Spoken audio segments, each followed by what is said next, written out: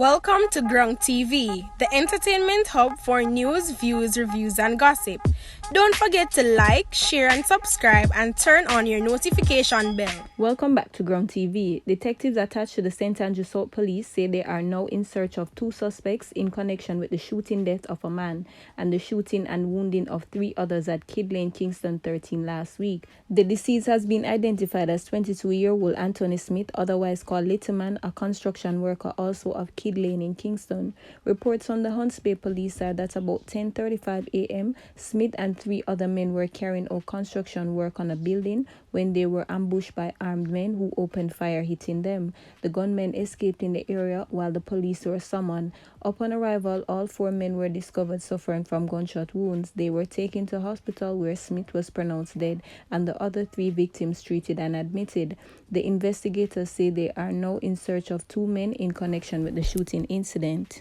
The Savlamar police in Westmoreland has commenced a probe surrounding the death of a man who was shot and killed by armed men at his home on Saturday, February 20. He has been identified as 34-year-old Romain Matnish, laborer of Farm Pen, Savlamar. Reports by the police are that about 10:20 p.m. Matnish was at his house when his cell phone rang and he went outside of his yard to speak on the phone. He was attacked by armed men who shot him multiple times before escaping in the area on foot. The police were summoned and upon arrival, Matnish was discovered suffering from gunshot wounds and was rushed to the Savlamar hospital where he was pronounced dead. The St. Catherine South police are keeping a close eye on Central Village following 2 homicides in about 24 hours. In the first incident, the partially burnt body of Samuel McDonald was found after he was reported missing by relatives. The Central Village police reported that relatives reported that Samuel left home about 2 p.m. last Thursday to catch fish in the Rare Cobre. When he didn't return the following day, a search was launched and his body was buried in sand on the river bank. The body had what appeared to be gunshot wounds to the head. Later on Friday, Prince Roy Tyrrell, 47, construction worker of Murdoch Avenue, Big Lane, was shot to death. Reports are that about 5 p.m. the police were summoned to the area after explosions were heard. When they arrived, they found Tyrrell suffering from gunshot wounds. He was taken to Spanish Town General Hospital where he was pronounced dead. The news gathered that Tyrrell was walking along the roadway when he was pounced upon by unknown assailants who fired shots hitting him repeatedly. The St. Catherine police seized a .38 revolver containing rounds of ammunition during an operation in Chinatown, Central Village in St. Catherine yesterday. No one was arrested in relation to this seizure. According to the police, about 5:30 p.m. officers were in the area when they saw a man whose action aroused their suspicion. The man reportedly fired shots at the approaching police team, which returned fire. The police said the gunman ran and during a search of the area, the illegal firearm with ammunition was seen on the ground. A man has been arrested and charged with 3 counts of shooting with intent, following allegations that he along with 2 other men opened fire on a group of people on Sea Pathway Phase 2 in Seaview Gardens, Kingston on Saturday, February 13. The police said 3 people were injured and transported to the hospital where they were treated and released. Charged is 35-year-old Damion Smith, otherwise called Mvrder, of the said community. He has also been charged with illegal possession of firearm and ammunition. The incident happened about 7 p.m. Smith was charged after a question and answer session. His court date is being finalized. The police say they have arrested a man and recovered several stolen laptops and cell phones following an operation on Bradley Avenue in Kingston 10.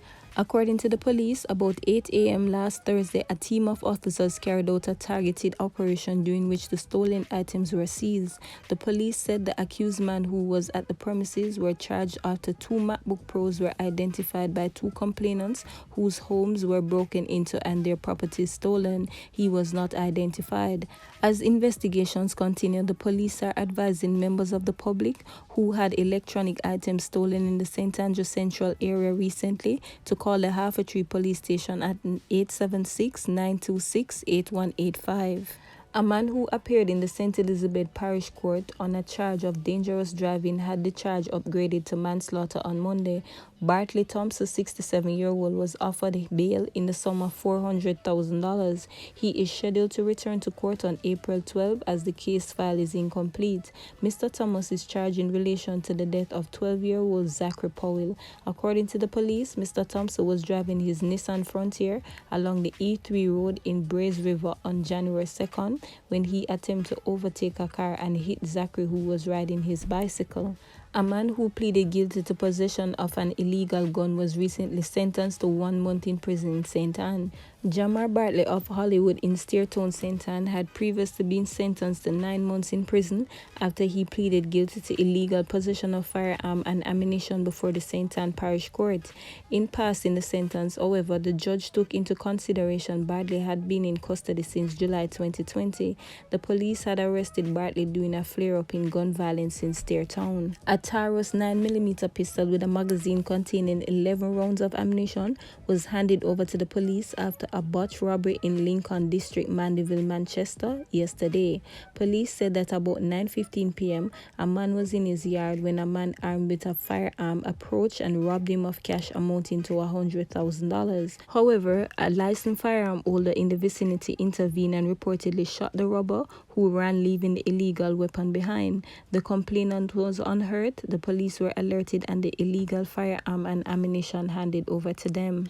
Officers assigned to the Elliston Road Police Station charged 37-year-old Damion Dixon, otherwise called Twitch, of Fort Nugent Drive, Kingston 17, with the murder of 45-year-old Brenton Lawrence of 10 Miles Bull Bay, St. Andrew, that was committed in their community on May 12, 2016.